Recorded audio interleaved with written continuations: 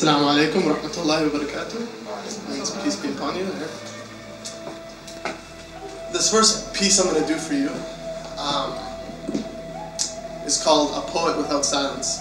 And I've lived most of my life here in Canada, so I, like many people, can really only speculate what people in war-torn countries are going through. And some of us, we were able to hear firsthand, which was fantastic.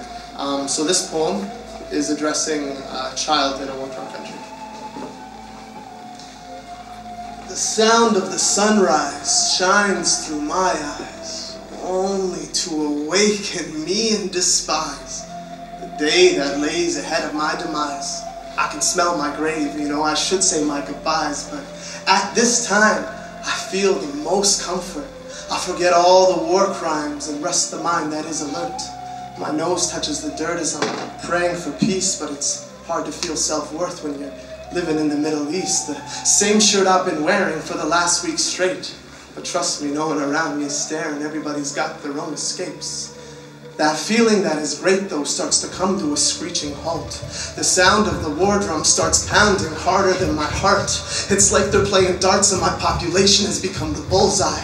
Where do I even start? I hate the sound of that missile's cry. I hate all of their lies as well as when concrete collides. But what I hate the most is this great divide. No one here seems to smile and it always reeks like gas. I'm on my own aisle waiting for those explosions to pass. Don't hide near glass, man, that's a common code. But when the bombs do blast, the chips to your skin, they will corrode. The kids here are getting old and nothing seems to change. If these are my cards I fold, there's nothing left in this age. My blood is boiled by the rage and I feel frustration. It feels like a cage, but it was once the cradle of civilization. It's hard to even gauge because there's so much devastation. We're burning like sage, no room for creation. I rip out a page and start writing viciously. I once heard of a girl of Jewish ancestry. She introduced you to her world and it became a legacy. She talked about the tanks and the weaponry and the clank of the armored heavily. I'm just trying to be frank, because this is my therapy.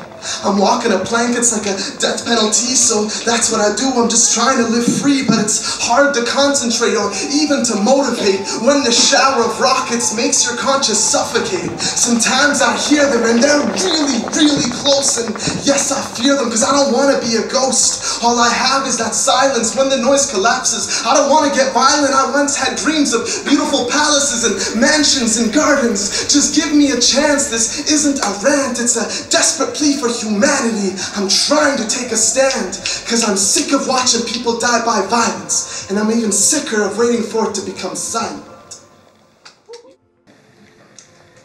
I have to dedicate my pen to my father and everything he's worked for. You see, I remember hearing those stories of how he had to escape the first Gulf War, to do his absolute best to keep our family as safe to my mother is what he swore. That idea ingrained in his mind was a notion that he never chose to ignore. You see, he was an Iraqi living with his family, but working in the state of Kuwait. So when Saddam Hussein invaded that tiny country, well, you can see where the problem started to equate. Everything he worked for the past 20 years, right before his eyes, it just started to disappear. Now, he knew he had to leave Kuwait, but obviously couldn't head back to Iraq. So he followed his gut instinct and he chose to react instead of sitting back and hoping it would all pass. You see, foresight of the future told him that those sanctions, they were here to last. He used to tell me about how he once received a beautiful white Ford Thunderbird as a gift. 1989, Ahmad. You should have heard her, she picked up with her lift. But a 1990 metal storm blew that car to bits. I thank God my dad wasn't in there when that artillery shell missed. Despite all he lived and seen, he knew the stresses, they had just begun. My parents had to leave the very place that their ancestors came from. And the implications that come along with that make it a decision much easier said than it is done. So the crisp winter wind was traded instead of that year-long beating desert sun. The harshest part for my dad, though, is when he had to change his own historical family's name. Realistically, he felt change was worthless in comparison to his wife and kids staying safe, for his children to grow up without ever having to worry about metal dropping like it was rain. So he went from Vlad to Ahmad Majid, a change that to him could never really feel the same. But Saddam Hussein's reign was that of a brutal type of dictator. When people yearned to search for a better life, he would automatically consider them a traitor.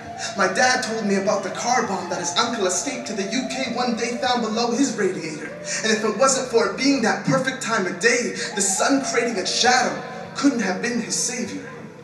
Most of my memories of my father is him glued to the news, and yes, he would always shake his head at their blatantly slanted views, but communication back home was barely an option he could choose, so CBC and BBC had to be the mediums that he used. Me personally, I've never had any experience living within a war. That's why my imagination will run deep when I think about what could have been in store. This diaspora are the sights back east that my mind chooses to explore. It's more important than my roots, it's actually what makes up my own core. It hurts like a growing sore to never be able to go back to a place that I don't even know if I should call home.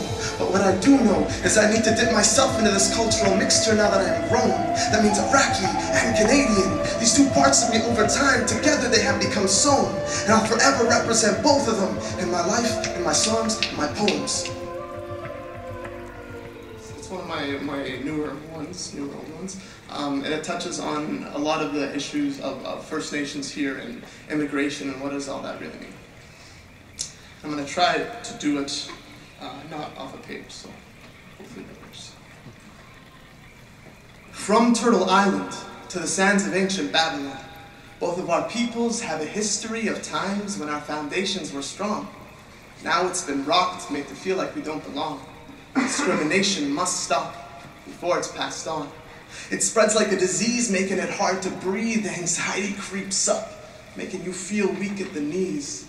You can feel incomplete when stares are pointed in your direction. Whenever you're made to feel like the other, I promise you it puts your self-worth into question. But now that I'm older and I've learned a few lessons, I've been able to zoom out on a system full of oppression.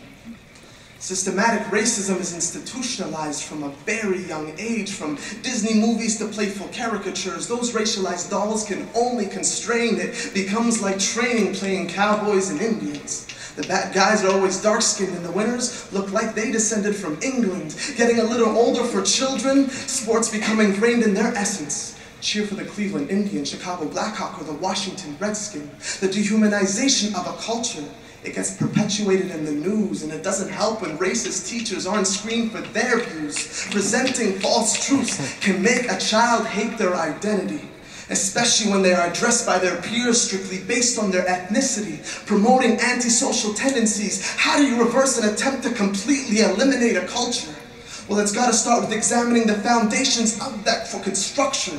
They tell you to be patriotic and you need to be proud of your history. Like Columbus Day being celebrated and his mission considered a victory. We can't stand for that bigotry. We have to see what the future holds in store. We got to become active like the principles of I don't know more. We're fighting a war and it starts on the inside.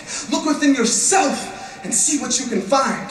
Sharpen up your mind and see through the silly politricks, policies that are problematic unless you are in the social class that is dominant. No money for social improvement, but of course, build another monument. Residential schools and internment camps. Welcome to the land of the tolerant. Oh Canada, it was a home built on native land, so I'm so grateful for my allies with whom I can take a stand towards policies of injustice. We need to create a plan. It has to start with unity towards your fellow woman and man. Call them brothers and sisters, see them as friends that you haven't yet made. These values they call modern come from the traditional indigenous ways. I'm so thankful to breathe this clean air and have the ability to visit all these beautiful rivers and forests in an instant. If you come from European descent, what gives you the right to be an immigration critic in the system of colonial creation? No one wants to be reduced to simply a statistic. So only to Canada's First Nations will I acknowledge that I'm so thankful to be an immigrant in your district. Yeah.